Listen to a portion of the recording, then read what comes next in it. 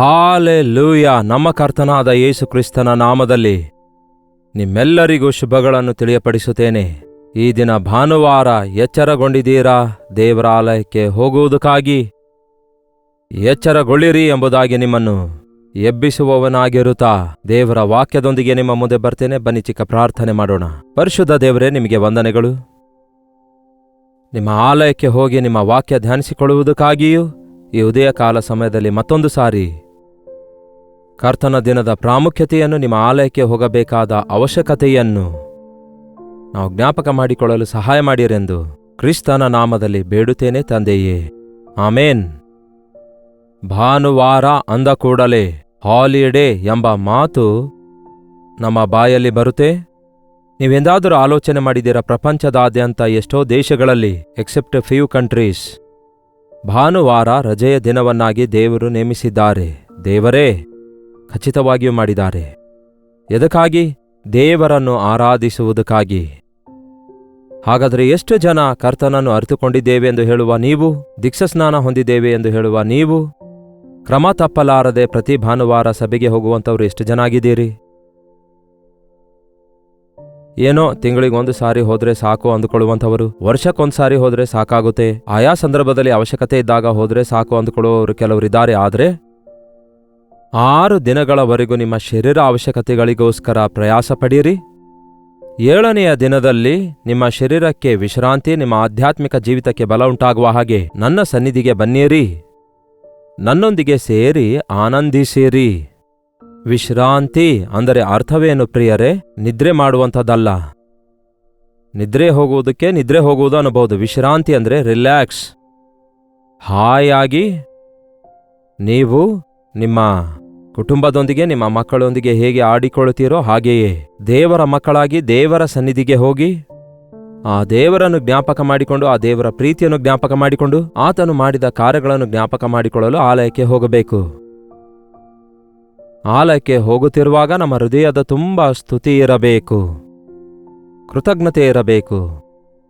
ಈ ಕೀರ್ತನೆ ಪುಸ್ತಕ ನಮಗೆ ಎಷ್ಟೋ ಪಾಠಗಳನ್ನು ಕಲಿಸುತ್ತವೆ. ಕೀರ್ತನೆಗಳು 100ನೇ ಅಧ್ಯಾಯ, ಕೀರ್ತನೆ 100 ಮೊಟ್ಟ ಮೊದಲನೇದಾಗಿ ಹೀಗೆ ಬರೆಯಲಾಗಿದೆ ನೋಡಿ: ಕೃತಜ್ಞತಾ ಯಜ್ಞ ಕೀರ್ತನೆ, ಇಲ್ಲವೇ ಸ್ತುತಿ ಅರ್ಪಣೆ. ಸಮಸ್ತ ಭೂನಿವಾಸಿಗಳೇ, ಯೆಹೋವನಿಗೆ ಜಯಘೋಷ ಮಾಡಿರಿ, ಯೆಹೋವನನ್ನು ಸಂತೋಷದಿಂದ ಸೇವಿಸಿರಿ, ಉತ್ಸಾಹ ಧ್ವನಿ ಮಾಡುತ್ತಾ ಆತನ ಸನ್ನಿಧಿಗೆ ಬನ್ನಿರಿ. ಸಮಸ್ತ ಭೂನಿವಾಸಿಗಳೇ, ಯೆಹೋವನಿಗೆ ಜಯಘೋಷ ಮಾಡಿರಿ, ಸಂತೋಷದಿಂದ ಯೆಹೋವನನ್ನು ಸೇವಿಸಿರಿ, ಉತ್ಸಾಹ ಧ್ವನಿ ಮಾಡುತ್ತಾ ಆತನ ಸನ್ನಿಧಿಗೆ ಬನ್ನಿರಿ, ಯೆಹೋವನೇ ದೇವರೆಂದು ತಿಳಿದುಕೊಳ್ಳಿರಿ. ಬಹಳಷ್ಟು ಜನರಿಗೆ ಇನ್ನೂ ದೇವರ ಕುರಿತಾದ ಸಂದೇಹಗಳು ಹಾಗೆಯೇ ಉಳ್ಕೊಂಡಿವೆ.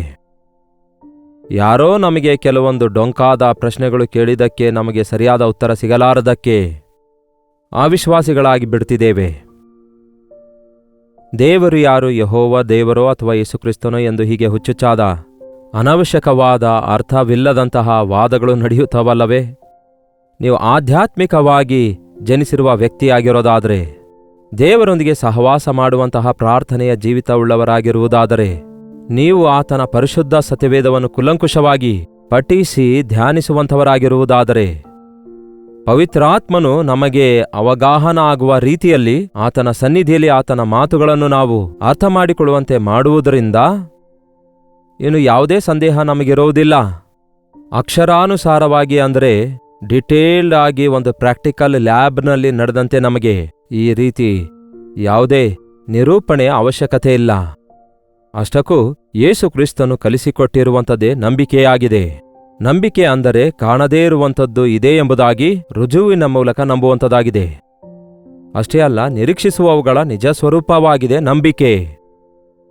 ನಂಬಿಕೆ ಇಲ್ಲದೆ ದೇವರನ್ನು ನಾವು ಮೆಚ್ಚಿಸಲಾರೆವು, ದೇವರಿಗೆ ಇಷ್ಟಕರವಾಗಿ ಇರಲಾರೆವು. ನಮ್ಮ ಮನೋನೇತ್ರಗಳಿಂದ ದೇವರ ವಿಷಯಗಳನ್ನು, ಮಾನವ ಹೃದಯದೊಂದಿಗೆ, ಮಾನವ ಆಲೋಚನೆಗಳಿಂದ, ನಮ್ಮ ಬುದ್ಧಿಶಕ್ತಿಯಿಂದ ನಿಜವಾಗ್ಲೂ ಹೇಳಬೇಕಾದ್ರೆ ದೇವರ ಕಾರ್ಯಗಳು ಅರ್ಥ ಮಾಡಿಕೊಳ್ಳಲಾಗುವುದಿಲ್ಲ.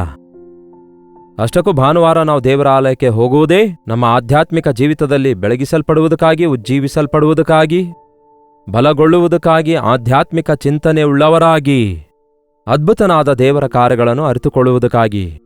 ವಿಷಾದದ ಸಂಗತಿ ಏನೆಂದರೆ ಕೆಲವು ಚರ್ಚುಗಳಲ್ಲಿ ಈ ದಿನ ಆಚಾರದ ರೀತಿಯಲ್ಲಿ ಭಕ್ತಿ ಇರುವಂಥದ್ದು, ಅಲ್ಲಿ ಸರಿಯಾಗಿರುವಂತಹ ವಾಕ್ಯದ ಸಂದೇಶ ಇಲ್ಲದೇ ಇರುವಂಥದ್ದು, ಕೆಲವು ಚರ್ಚಸ್ಗಳಲ್ಲಿ ದೇವರ ಸೇವಕರೇ ಇಲ್ಲದಿರುವಂಥದ್ದು, ಯಾರೋ ಒಬ್ರು ನಿಂತ್ಕೊಂಡು ಏನೋ ಒಂದು ವಾಕ್ಯ ಹೇಳೋದು ಒಂದು ಥರ ಆಚಾರವಾಗಿರುವಂಥದ್ದನ್ನು ನಾವು ನೋಡುತ್ತಲೇ ಇದ್ದೇವೆ. ಆದರೆ ಆಲಯದಲ್ಲಿ ನಾವು ದೇವರ ಸನ್ನಿಧಿಯನ್ನು ಅನುಭವಿಸಬೇಕೆಂಬುದು, ನಾವು ದೇವರ ಪ್ರತ್ಯಕ್ಷತೆಯನ್ನು ಹೊಂದಬೇಕೆಂಬುದು, ದೇವರನ್ನು ಸ್ತುತಿಸಿ ಆತನನ್ನು ಆರಾಧಿಸಬೇಕೆಂಬುದು ನಮ್ಮ ಆಸೆಯನ್ನಾಗಿಟ್ಕೊಂಡು ನಮ್ಮ ಹೃದಯದೊಳಗೆ ಆತನನ್ನು ಆರಾಧಿಸಬೇಕು. ಆತನ ಸನ್ನಿಧಿಗೆ ಹೋಗುವಾಗ ನಾವಷ್ಟೇ ಅಲ್ಲ ಪ್ರಿಯರೇ, ಪ್ರಪಂಚದಾದ್ಯಂತ ಪ್ರತಿ ಭಾನುವಾರ ಅನೇಕ ದೇಶಗಳಲ್ಲಿ ಈ ದಿನವೂ ಕೂಡ ಸುವಾರ್ತೆಗೆ ಆಟಂಕ ಉಂಟು ಮಾಡಿರುವ ದೇಶಗಳಲ್ಲಿಯೂ ಕೂಡ ಯೇಸುವನ್ನು ನಂಬಿದಂಥವರು, ಅದ್ಭುತವಾದ ರಕ್ಷಣೆ ಹೊಂದಿದಂಥವರು, ಅಂಥವರು ಎಲ್ಲೋ ಒಂದು ಚಿಕ್ಕ ಗುಹೆಯಲ್ಲಿಯೋ, ನೆಲದೊಳಗೆ ಅಂಡರ್ಗ್ರೌಂಡ್ನಲ್ಲಿಯೋ, ಯಾರಿಗೂ ಕಾಣದಂತೆ ರಹಸ್ಯವಾಗಿಯೋ, ಎಲ್ಲೋ ಒಂದು ಚಿಕ್ಕ ಗುಡಿಸಲಿನಲ್ಲಿಯೋ, ದೊಡ್ಡ ಬಂಗ್ಲಾದಲ್ಲಿಯೋ, ಒಂದು ದೊಡ್ಡ ಹಾಲ್ನಲ್ಲಿಯೋ, ಎಲ್ಲೋ ಒಂದು ಸ್ಥಳದಲ್ಲಿ ದೇವರನ್ನು ಆರಾಧಿಸಲು ಪ್ರಯತ್ನಿಸ್ತಿದ್ದಾರೆ. ಕಾರಣ, ಆತನನ್ನು ಆರಾಧಿಸಲಾರದೆ ನಾವು ಇರಲಿಕ್ಕಾಗಲ್ಲ. ತಾಯಿಯ ಉಪಸ್ಥಿತಿ ಮಗು ಕೋರಿಕೊಳ್ಳುತ್ತದೆ. ಹಸಿವೆ ಆದಾಗ ಮಗು ಅಳುತ್ತೆ, ಹೊಟ್ಟೆ ನೋವಾದಾಗ ಮಗು ಅಳುತ್ತೆ. ಆದರೆ ಕೆಲವೊಮ್ಮೆ ಸುಮ್ಮನೆ ಅಳುತ್ತೆ ಮಗು. ಎದಕ್ಕಾಗಿ ಗೊತ್ತಾ? ಅಮ್ಮ ಬೇಕಾಗಿರುವುದಕ್ಕಾಗಿ. ನನಗೆ ಅನ್ನ ಬೇಕಾಗಿಲ್ಲ, ಬೇರೆ ಏನೂ ಬೇಕಾಗಿಲ್ಲ, ಅಮ್ಮ ಬೇಕು ಅಷ್ಟೇ. ನಾವು ಕೂಡ ಅವಶ್ಯಕತೆ ಬಂದಾಗ ದೇವರ ಬಳಿಗೆ ಹೋಗಿ ಬೇಡಿಕೊಳ್ಳೋದಷ್ಟೇ ಅಲ್ಲ, ಅಷ್ಟಕ್ಕೂ ನಾನು ಕರ್ತನೊಂದಿಗಿರಬೇಕು, ಆತನ ಸನ್ನಿಧಿಯಲ್ಲಿರುವುದೇ ನಮಗೆ ದೊಡ್ಡ ಭಾಗ್ಯ ಎಂಬುದನ್ನು ನಾವು ಗುರುತಿಸಬೇಕು. ಅಂತಹ ಆಸೆ ಉಳ್ಳವರಾಗಿ ನಾವು ಜೀವಿಸಬೇಕು. ಅಂತಹ ಆಸೆ ಉಳ್ಳವರಾಗಿರುವುದಕ್ಕಾಗಿಯೇ ಕರ್ತನೊಂದಿಗೆ ಸಹವಾಸ ಮಾಡುವುದಕ್ಕಾಗಿಯೇ ಆಲಯಕ್ಕೆ ಹೋಗುತ್ತೇವೆ. ಅದಕ್ಕಾಗಿಯೇ ಸ್ತುತಿಸುತ್ತಾ ಈ ವಾರವಿಡೀ ದೇವರು ಮಾಡಿರುವ ಉಪಕಾರಗಳನ್ನು ನೆನಪು ಮಾಡಿಕೊಳ್ಳುತ್ತಾ ಕರ್ತನಿಗೆ ವಂದನೆ ಹೇಳುವುದಕ್ಕಾಗಿ ನಾವು ಹೋಗಬೇಕಾಗುತ್ತೆ. ಯಾಕೆಂದರೆ ಆತನೇ ದೇವರೆಂದು ತಿಳಿದುಕೊಂಡಿದ್ದೇವೆ, ಆತನೇ ರಕ್ಷಕನೆಂದು ತಿಳಿದುಕೊಂಡಿದ್ದೇವೆ, ಆತನೇ ನಮಗೋಸ್ಕರ ಶಿಲುಬೆಯ ಮೇಲೆ ಪ್ರಾಣ ಕೊಟ್ಟಿದ್ದಾರೆ ಎಂಬ ಸತ್ಯವನ್ನು ಕೂಡ ಈ ಅಂತ್ಯಕಾಲದಲ್ಲಿರುವ ನಾವು ಮತ್ತಷ್ಟು ಹೆಚ್ಚಾಗಿ ಸುವಾರ್ತೆ ಪ್ರಕಟಣೆಯಿಂದ ತಿಳಿದುಕೊಳ್ಳುತ್ತಲೇ ಇದ್ದೇವೆ. ಪವಿತ್ರಾತ್ಮನು ನಮಗೆ ಮನವರಿಕೆ ಉಂಟು ಮಾಡುತ್ತಲೇ ಇದ್ದಾರೆ. ನಿಮ್ಮ ಸ್ಥಾನದಲ್ಲಿ ನಿಮಗೋಸ್ಕರ ಮರಣ ಹೊಂದಿರುವ ಯೇಸುವಲ್ಲಿ ನಂಬಿಕೆ ಇಡೋದಾದರೆ ಆತನಿಗೆ ವಂದನೆ ಸಲ್ಲಿಸುತ್ತಾ ಆತನಿಗೆ ಕೃತಜ್ಞತೆಯುಳ್ಳವರಾಗಿರುವಂಥದ್ದು ಎಷ್ಟೋ ಅವಶ್ಯಕವಾಗಿದೆಯಲ್ಲವೇ? ಮುಂದಿನ ವಚನ ನೋಡಿ, ನಮ್ಮನ್ನು ಉಂಟು ಮಾಡಿದವನು ಆತನೇ, ನಾವು ಆತನವರು. We belong to him. ಆತನ ಸೊತ್ತು ನಾವು ಆತನವರು. ಆತನೇ ನಮ್ಮನ್ನು ಹುಟ್ಟಿಸಿದಾನೆ. ನಾವು ತಾಯಿ ಗರ್ಭದಲ್ಲಿರುವಾಗ, ನಾವಿನ್ನು ಪಿಂಡವಾಗಿರುವಾಗಲೇ ಆತನ ಕಣ್ಣುಗಳು ನಮ್ಮನ್ನು ನೋಡಿದವು. ಆತನೇ ನಮ್ಮನ್ನು ರೂಪಿಸಿದನು. ಆತನೇ ನಮ್ಮನ್ನು ಹುಟ್ಟಿಸಿದ್ದಾನೆ. ನಾವು ಪಾಪಿಗಳಾಗಿ ದೇವರನ್ನು ತಳ್ಳಿಹಾಕಿ ದೇವರ ಸಹವಾಸ ಕಳೆದುಕೊಂಡಾಗ ಆತನೇ ನಮಗೋಸ್ಕರ ತನ್ನನ್ನು ತಾನು ತಗ್ಗಿಸಿಕೊಂಡು ಮನುಷ್ಯನಾಗಿ ಈ ಲೋಕಕ್ಕೆ ಬಂದು ನಮ್ಮ ಸ್ಥಾನದಲ್ಲಿ ನಮ್ಮ ಶಿಕ್ಷೆಯನ್ನು ಅನುಭವಿಸಿ ಪಾಪಕ್ಕೆ ಮಾರಲ್ಪಟ್ಟಿರುವಂತಹ, ಪಾಪದ ಕೊಳದಲ್ಲಿ ಬಿದ್ದಿರುವಂತಹ ನಮ್ಮನ್ನು ತನ್ನ ರಕ್ತ ಸುರಿಸಿ ಕೊಂಡುಕೊಂಡಿದ್ದಾರೆ, ವಿಮೋಚಿಸಿದ್ದಾರೆ, ನಮ್ಮನ್ನು ಬಿಡಿಸಿದ್ದಾರೆ. ಸೈತಾನನ ಬಂಧನಗಳಿಂದಲೂ, ಮರಣದ ಬಾಧೆಯಿಂದಲೂ, ಪಾಪ ಬಾಧೆಯಿಂದಲೂ ಬಿಡಿಸಿದ್ದಾರೆ. ಎಂತಹ ದೊಡ್ಡ ದೇವರು ನೋಡಿ! ಆ ಕರ್ತನನ್ನು ಆರಾಧಿಸುವುದಕ್ಕಾಗಿ, ಆತನನ್ನು ಸ್ತುತಿಸುವುದಕ್ಕಾಗಿ, ಆತನು ಮಾಡಿದ ಉಪಕಾರ ನೆನೆಸುವುದಕ್ಕಾಗಿ ಕನಿಷ್ಠ ಒಂದು ದಿನವಾದರೂ ಆತನ ಸನ್ನಿಧಿಯಲ್ಲಿ ಕಳೆಯುವ ಅವಶ್ಯಕತೆ ಎಷ್ಟೋ ಇದೆ ಪ್ರಿಯರೇ. ಹಾಗೆಯೇ ಇನ್ನೊಂದು ವಚನ ನೋಡೋಣ. ಕೀರ್ತನೆ 113ನೇ ಕೀರ್ತನೆ ನೋಡುವುದಾದರೆ 2ನೇ ವಚನ ಹೇಳ್ತದೆ, ಇಂದಿನಿಂದ ಯುಗಯುಗಕ್ಕೂ ಯೆಹೋವನ ನಾಮವು ಕೀರ್ತಿಸಲ್ಪಡಲಿ. ಸೂರ್ಯೋದಯದಿಂದ ಸೂರ್ಯಾಸ್ತಮನದವರೆಗೂ ಯೆಹೋವನ ನಾಮವು ಸ್ತುತಿ ಹೊಂದಲಿ. ಸೂರ್ಯೋದಯದಿಂದ ಸೂರ್ಯಾಸ್ತಮನದವರೆಗೂ ಯೆಹೋವನ ನಾಮವು ಸ್ತುತಿ ಹೊಂದಲಿ. ಕರ್ತನ ದಿನವು ಸೂರ್ಯೋದಯದಿಂದ ಸೂರ್ಯಾಸ್ತಮನದವರೆಗೂ. ಅಷ್ಟು ಹೊತ್ತು ನಾವು ದೇವರ ಆಲಯದಲ್ಲಿ ಇರಲಿಕ್ಕಾಗದಿದ್ದರೂ ಕೂಡ ಈ ದಿನಗಳಲ್ಲಿ ಸೋಷಿಯಲ್ ಮೀಡಿಯಾದಲ್ಲಿ ಸಂದೇಶ ಕೇಳ್ತಾರೆ. ನೀವು ದೇವರ ಪ್ರೀತಿಯನ್ನು ಇತರರಿಗೆ ಹಂಚಲು ಕೊಡುವುದಕ್ಕಾಗಿ ಕೊಟ್ಟ ಅವಕಾಶವನ್ನು, ಒಟ್ಟುಗೂಡಿ ಎಲ್ಲರೊಂದಿಗೆ ಪ್ರಾರ್ಥಿಸುವ ಸಂದರ್ಭವನ್ನು ಉಪಯೋಗಿಸಿಕೊಂಡು ಯಾವ ರೀತಿಯಾಗಿ 6 ದಿನಗಳವರೆಗೂ ನಾವು ಏನು ತಿನ್ನಬೇಕು, ಏನು ಧರಿಸಬೇಕು, ಏನು ಕೊಂಡುಕೊಳ್ಳಬೇಕು, ಏನು ಸಂಪಾದಿಸೋಣ, ಎಲ್ಲಿಗೆ ಹೋಗೋಣ, ಏನನ್ನು ನೋಡೋಣ, ಏನು ಮಾಡೋಣ, ಬೆಳಿಗ್ಗೆ ಎದ್ದ ಕ್ಷಣದಿಂದ ರಾತ್ರಿ ನಿದ್ದೆ ಮಾಡುವವರೆಗೂ ವಿಶ್ರಾಂತಿ ಇಲ್ಲದೆ ತಿರುಗಾಡುತ್ತಿರಲ್ಲವೇ? ಇಹಲೋಕ ಸಂಬಂಧವಾದ ಆಸ್ತಿಗಳನ್ನು ಸಂಪಾದಿಸಿಕೊಳ್ಳುವುದಕ್ಕಾಗಿ, ಮನೆ ಸಂಪಾದಿಸಿಕೊಳ್ಳುವುದಕ್ಕಾಗಿ, ಕಾರ್ಯಗಳನ್ನು ಸರಿಪಡಿಸಿಕೊಳ್ಳುವುದಕ್ಕಾಗಿ ಈ ದಿನ ಎಷ್ಟೋ ಜನ ಹೃದಯವನ್ನು ಸರಿಪಡಿಸಿಕೊಳ್ಳುವುದಕ್ಕಾಗಿ, ಇಷ್ಟೊಂದು ಉಪಕಾರ ಮಾಡಿರುವ ದೇವರನ್ನು ಸ್ತುತಿಸುವುದಕ್ಕಾಗಿ ದಿನವೆಲ್ಲ ದೇವರ ಸನ್ನಿಧಿಯಲ್ಲಿ ಕಾಲ ಕಳೆಯುವವರಾಗಿದ್ದೇವೆ. ಈ ದಿನವಿಡೀ ದೇವರಿಗಾಗಿ ಎಷ್ಟು ಜನ ಬದುಕುವಂಥವರಾಗಿದ್ದೇವೆ? ಇದು ಬಹಳ ಪ್ರಾಮುಖ್ಯ. ಒಂದು ತೀರ್ಮಾನ ತೆಗೆದುಕೊಳ್ಳಿ. ನಾನು ಬೈಬಲ್ ಕಾಲೇಜಿನಲ್ಲಿದ್ದ ದಿನಗಳಲ್ಲಿ, ಚೆನ್ನೈ ಪಟ್ಟಣದಲ್ಲಿ, ಆ ಒಂದು ದಿನಗಳಲ್ಲಿ ನನಗೆ ತಮಿಳ್ ಭಾಷೆ ಬರ್ತಿರಲಿಲ್ಲ. ತಮಿಳುನಾಡಿಗೆ ಆರಂಭದಲ್ಲಿ ಬಂದ ದಿನಗಳಲ್ಲಿ ಏನಾದರೂ ಒಂದು ಮಾಡಬೇಕೆಂಬ ಆಸೆಯಿಂದ ಚೆನ್ನೈ ಪಟ್ಟಣದಲ್ಲಿ ಎಲ್ಲೆಲ್ಲಿ ತೆಲುಗು ಭಾಷೆಯವರಿದ್ದಾರೆಂದು ತಿಳ್ಕೊಂಡು 7, 8, 10 ಕಿಲೋಮೀಟರಷ್ಟು ದೂರದಲ್ಲಿದ್ದವರನ್ನು, ಒಂದು ಮೂಲೆಯಲ್ಲಿರುವಂತಹ ಸ್ಲಮ್ಸ್ಗಳಲ್ಲಿರುವಂತಹ ಸಂದುಗಳಲ್ಲಿ ಗೊಂದುಗಳಲ್ಲಿರುವಂಥವರನ್ನು, ಒಂದು 10, 20 ಮನೆಗಳಿರುವಂತಹ ಸ್ಥಳಗಳಿಗೆ ಹೋಗಿ ಆ ಸ್ಥಳಗಳಿಗೆ ಓಡೋಡಿ ಹೋಗಿ ದಿನದಲ್ಲಿ ಆರಾಧನೆ ಮುಗಿಸಿಕೊಂಡ ನಂತರ ಆ ಪ್ರಾಂತ್ಯಗಳಿಗೆ ಹೋಗಿ ಆ ದಿನದಲ್ಲಿ ಹೆಚ್ಚು ಕಡಿಮೆ 10 ಸ್ಥಳದಲ್ಲಿ ಪ್ರಸಂಗಿಸಿದ ಹೊರತು ನಾನು ನಿದ್ದೆ ಮಾಡುತ್ತಿರಲಿಲ್ಲ. ಈ ದಿನವೂ ಕೂಡ ಅಂತಹ ಆಸೆ ಆಸಕ್ತಿಯುಳ್ಳವನಾಗಿದ್ದೇನೆ. ದೇವರ ಆಲಯಕ್ಕೆ ಹೋಗುವುದಾದರೆ ತಿರುಗಿ ಮನೆಗೆ ಬರೋಷ್ಟೊತ್ತಿಗೆ ಕೆಲವೊಂದು ಸಾರಿ ಮಧ್ಯರಾತ್ರಿ ಆಗುತ್ತೆ. ಈಗ ಲೈವ್ ವಾಕ್ಯ ಬಿಡೋದ್ರಿಂದ ಬೇಗ ಬರ್ತಿದ್ದೇವೆ, ಮತ್ತೆ ಬೇಗ ಮನೆಗೆ ಬಂದು ಲೈವ್ ಸಂದೇಶ ಕೊಡ್ತಿದ್ದೇವೆ. ಎಷ್ಟು ತೃಪ್ತಿ ಇರುತ್ತೆ ಗೊತ್ತಾ? ಭಾನುವಾರ ಬಂದ ಕೂಡಲೇ ಒಂದು ಉತ್ಸಾಹ, ಒಂದು ಬಲ, ಆಧ್ಯಾತ್ಮಿಕ ಶಕ್ತಿ, ಒಂದು ವಿಧವಾದ ತೃಪ್ತಿ, ಆನಂದ, ಆಧ್ಯಾತ್ಮಿಕವಾದ ಆಶೀರ್ವಾದ ಹೊಂದಿಕೊಳ್ಳುವ ಸಮಯವಾಗಿದೆ.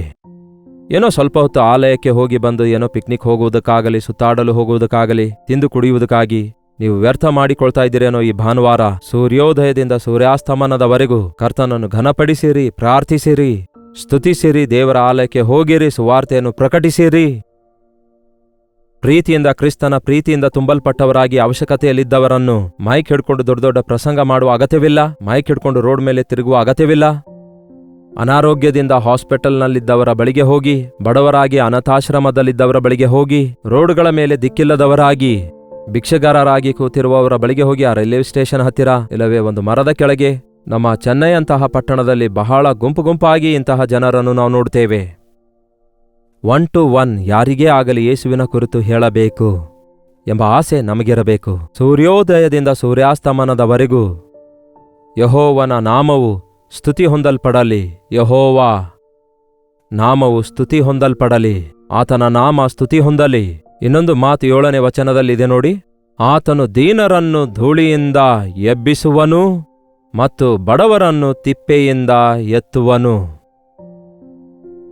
ಯಾಕೆ ದೇವರನ್ನು ಸ್ತುತಿಸಬೇಕು ಎನ್ನುವುದಾದರೆ, ಆತನು ಬಿದ್ದು ಹೋಗಿರುವಂಥವರನ್ನು, ಬಡವರನ್ನು ಎಬ್ಬಿಸುವಾತನಾಗಿದ್ದಾರೆ, ಬಡವರನ್ನು ತಿಪ್ಪೆಯಿಂದ ಎತ್ತುವಾತನಾಗಿದ್ದಾರೆ. ಎಷ್ಟೋ ಜನರು, ನಮ್ಮಲ್ಲಿ ಅನೇಕ ಸಾರಿ ನಾವು ಈ ವಿಷಯವನ್ನು ಗುರುತಿಸುವುದಿಲ್ಲ. ಅನೇಕ ಸಾರಿ ನಾವು ಬಿದ್ದು ಹೋದಾಗ ದೇವರು ಬಂದು ನಮ್ಮನ್ನು ಮೇಲೆತ್ತಿದ್ದಾರೆ. ಪಾಪದಲ್ಲಿ ನಾವು ಬಿದ್ದಿರುವಾಗ ಮಾತ್ರವಲ್ಲ, ಲೋಕದಲ್ಲಿ ಬಿದ್ದಿರುವಾಗ, ದುರಭ್ಯಾಸದಲ್ಲಿ ಬಿದ್ದಿರುವಾಗ, ಎಲ್ಲವನ್ನು ಕಳೆದುಕೊಂಡವರಾಗಿ ತಿಪ್ಪೆಯಲ್ಲಿ ಬಿದ್ದು, ತಿಪ್ಪೆಯಲ್ಲಿ ಬಿದ್ದಂತಹ ಬಡವರನ್ನು ಎತ್ತುವಾತನಾಗಿದ್ದಾರೆ. ಈ ದಿನ ಯೇಸು ಕ್ರಿಸ್ತನು ನಿಮ್ಮ ಜೀವಿತದೊಳಗೆ ಬರುವುದಾದರೆ ನಿಮಗೆ ಬಡತನದಿಂದ ಬಿಡುಗಡೆ ದೊರಕುತ್ತದೆ. ಯೇಸು ಕ್ರಿಸ್ತನು ಐಶ್ವರ್ಯವಂತನಾಗಿದ್ರೂ ಕೂಡ ನಮಗೋಸ್ಕರ ಬಡವನಾದನು.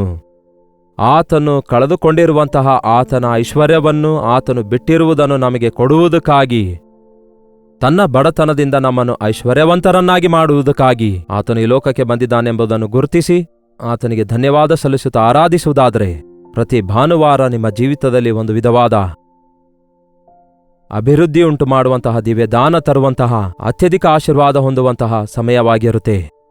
ಮುಂದಿನ 6 ದಿನಗಳಿಗೆ ಬೇಕಾದಂತಹ ಆಧ್ಯಾತ್ಮಿಕ ಬಲ ಹೊಂದಿಕೊಳ್ಳುವುದಕ್ಕಾಗಿ 7ನೆಯ ದಿನದಂದು ನಾವು ಕರ್ತನ ದಿನದಲ್ಲಿ ದೇವರ ಆಲಯಕ್ಕೆ ಹೋಗೋಣ, ದೇವರ ನಾಮದಲ್ಲಿ ಬದುಕೋಣ, ವೈಯಕ್ತಿಕವಾಗಿ ವಾಕ್ಯ ಧ್ಯಾನಿಸೋಣ, ಇತರರಿಗೆ ಸುವಾರ್ತೆ ಪ್ರಕಟಿಸೋಣ. ಭಾನುವಾರ ಅನೇಕ ಆತ್ಮಗಳು ಉಜ್ಜೀವಿಸಲ್ಪಡುವ ಹಾಗೆ, ಅನೇಕ ಜನರು ರಕ್ಷಿಸಲ್ಪಡುವ ಹಾಗೆ, ಆಲಯದಲ್ಲಿ ದೇವರ ಆರಾಧನೆ ನಡೆಯುವ ಹಾಗೆ ದೇವರ ಸನ್ನಿಧಿ ಇರುವಂತೆ ಪ್ರಾರ್ಥಿಸೋಣ. ಪ್ರಾರ್ಥನೆ. ಪರಿಶುದ್ಧ ದೇವರೇ, ಪ್ರೀತಿಯುಳ್ಳ ತಂದೆಯೇ, ಈ ಉದಯ ಕಾಲ ಸಮಯದಲ್ಲಿ ನಿಮ್ಮ ಪಾದಗಳ ಬಳಿಗೆ ಬರುತ್ತಿದ್ದೇವೆ. ಇದು ಕರ್ತನ ದಿನವಾಗಿದೆ ಎಂದು ನಾವು ಸನ್ಮಾನಿಸುವ ಹಾಗೆ, ನಿರ್ಲಕ್ಷ್ಯರಾಗಿರದ ಹಾಗೆ, ಸೋಮಾರಿಗಳಾಗಿ ಇರಲಾರದ ಹಾಗೆ, ನಿಮ್ಮ ಸನ್ನಿಧಿಗೆ ಹೋಗಿ ನಿಮ್ಮನ್ನು ಆರಾಧಿಸಲು ಆಸೆಯುಳ್ಳವರಾಗಿರುವ ಹಾಗೆ, ಆತ್ಮದಿಂದಲೂ ಸತ್ಯದಿಂದಲೂ ನಿಮ್ಮನ್ನು ಆರಾಧಿಸಿ ನಿಮ್ಮನ್ನು ಸ್ತುತಿಸುವ ಹಾಗೆ, ನೀವು ಮಾಡಿರುವ ಉಪಕಾರಗಳನ್ನು ನೆನೆಸಿ ನಿಮ್ಮನ್ನು ಘನಪಡಿಸುವ ಹಾಗೆ, ದಿನವಿಡೀ ನಿಮ್ಮ ಸನ್ನಿಧಿಯಲ್ಲಿ ಕಾಲ ಕಳೆಯುವ ಹಾಗೆ ಸಹಾಯ ಮಾಡಿರಿ. ಹೇಗೆ ಒಬ್ಬ ಕುಡುಕನು ಕುಡಿಯುವುದರಲ್ಲಿಯೇ ದಿನವೆಲ್ಲ ಕಳೆಯುತ್ತಾನೋ, ಒಬ್ಬ ಜೂಜಾಡುವವನು ಜೂಜಾಟದಲ್ಲಿಯೇ ತನ್ನ ದಿನವನ್ನೆಲ್ಲ ಕಳೆಯುತ್ತಾನೋ, ಈ ಲೋಕದ ಪಾಪ ಅಂಧಕಾರದಲ್ಲಿದ್ದಂಥವರು ಪಾಪದಲ್ಲಿ ಹೇಗೆ ಮುಳುಗಿ ತಮ್ಮ ಜೀವಿತ ನಾಶ ಮಾಡಿಕೊಳ್ತಿದ್ದಾರೋ, ದೇವರೇ, ನಿಮ್ಮ ಪ್ರೀತಿ ಅರಿತಾ ನಾವು ಒಮ್ಮೆ ತಿಪ್ಪೆಯಲ್ಲಿ ಬಿದ್ದಿರುವ ನಮ್ಮನ್ನು ಮೇಲೆ ಕೆತ್ತಿರುವ ನಿಮ್ಮ ಪ್ರೀತಿಯನ್ನು ನೆನೆಸಿ ನಿಮ್ಮನ್ನು ಆರಾಧಿಸುವುದಕ್ಕಾಗಿ ನಿಮ್ಮ ಆಲಯಕ್ಕೆ ಹೋಗಿ ನಿಮ್ಮ ಸಾಕ್ಷಿಗಳಾಗಿ ಜೀವಿಸಲು ನಮ್ಮ ಪ್ರತಿಯೊಬ್ಬರಿಗೂ ಸಹಾಯ ಮಾಡಿರೆಂದು ಕ್ರಿಸ್ತನ ನಾಮದಲ್ಲಿ ಬೇಡುತ್ತೇನೆ ತಂದೆಯೇ, ಆಮೇನ್. ತಂದೆಯಾದ ದೇವರ ಪ್ರೀತಿಯು, ಮಗನಾಗಿರುವ ಕ್ರಿಸ್ತನ ಕೃಪೆಯು, ಆದರಣೆ, ಕರ್ತನಾದ ಪವಿತ್ರಾತ್ಮನ ಸಹವಾಸವು ಕೂಡಿ ಬಂದಿರುವ ನಮ್ಮೆಲ್ಲರ ಸಂಗಡ ಇಂದಿಗೂ ಸದಾಕಾಲಕ್ಕೂ ನೆಲೆಯಾಗಿರಲಿ. ಆಮೇನ್. ದೇವರಿಗೆ ಸ್ತೋತ್ರ. ನೀವು ಯಾವ ಸ್ಥಳದಿಂದ ವೀಕ್ಷಿಸ್ತಿದ್ದೀರೆಂದು ನಿಮ್ಮ ಹೆಸರು, ಊರು ಲೈವ್ ಚಾಟ್ನಲ್ಲಿ ಬಂದು ಟೈಪ್ ಮಾಡಿರಿ. ಹಾಗೆಯೇ ಲೈಕ್ ಬಟನ್ ಒತ್ತುವುದನ್ನು ಮರೆಯಬೇಡಿರಿ. ಸಂದೇಶವನ್ನು ಶೇರ್ ಮಾಡಿರಿ. ನಿಮಗೋಸ್ಕರ ದಿನಾಲೂ ದೇವರ ವಾಕ್ಯವನ್ನು ಅನೇಕ ದಿನಗಳಿಂದ ಸೋಷಿಯಲ್ ಮೀಡಿಯಾದ ಮೂಲಕ ನಿಮ್ಮ ಮುಂದೆ ತರುತ್ತಾ ಇದ್ದೇವೆ. ಹಾಗಾಗಿ ತಪ್ಪದೆ ಪ್ರತಿದಿನ ಈ ಸಂದೇಶವನ್ನು ವೀಕ್ಷಿಸುವಂತವರಾಗಿರಿ. ನಿಮ್ಮ ಪ್ರಾರ್ಥನಾ ಮನವಿಗಳನ್ನು 8939731313 ನಂಬರ್ಗೆ, ನೀವು ಹೊರದೇಶದಿಂದಲೂ ಸಹ ವೀಕ್ಷಿಸುವುದಾದರೆ ಇದೇ ನಂಬರಿಗೆ ಒಂದು ಟೆಕ್ಸ್ಟ್ ಆಗಲಿ, ವಾಯ್ಸ್ ಮೆಸೇಜ್ ಆಗಲಿ ವಾಟ್ಸಪ್ ಮೂಲಕ ಈ ದಿನವೇ ಕಳಿಸಿಕೊಡಿರಿ. ಪ್ರತಿದಿನ ಅವೆಲ್ಲವುಗಳನ್ನು ಪರಿಶೀಲಿಸ್ತಿದ್ದೇವೆ, ಪ್ರಾರ್ಥಿಸ್ತಿದ್ದೇವೆ. ತಪ್ಪದೆ ದೇವರು ಜಯ ಕೊಡ್ತಾರೆ. ನೀವು ಕೂಡ ಪ್ರಾರ್ಥಿಸಿರಿ. ಕರ್ತನ ಚಿತ್ತವಿರುವುದಾದರೆ ಮತ್ತೆ ನಾಳೆ ಇದೇ ಅನುದಿನದ ಧ್ಯಾನ ಎಂಬ ಕಾರ್ಯಕ್ರಮದಲ್ಲಿ ಮತ್ತೆ ಲೈವ್ನಲ್ಲಿ ಭೇಟಿಯಾಗೋಣ. ಆದರೆ ಈ ದಿನ ನಿಮ್ಮ ಸಭೆಗಳಿಗೆ ಹೋಗಿ ಕರ್ತನನ್ನು ಕೃತಜ್ಞತಾ ಸ್ತುತಿಯೊಡನೆ ಆತನನ್ನು ಆರಾಧಿಸಿ ಆತನನ್ನು ಮಹಿಮೆಪಡಿಸಿರಿ. ಅಲ್ಲಿಯವರೆಗೂ ದೇವರ ಮಹಾಕೃಪೆ ಸದಾಕಾಲಕ್ಕೂ ನಿಮ್ಮೆಲ್ಲರ ಸಂಗಡ ನೆಲೆಸಿರಲಿ.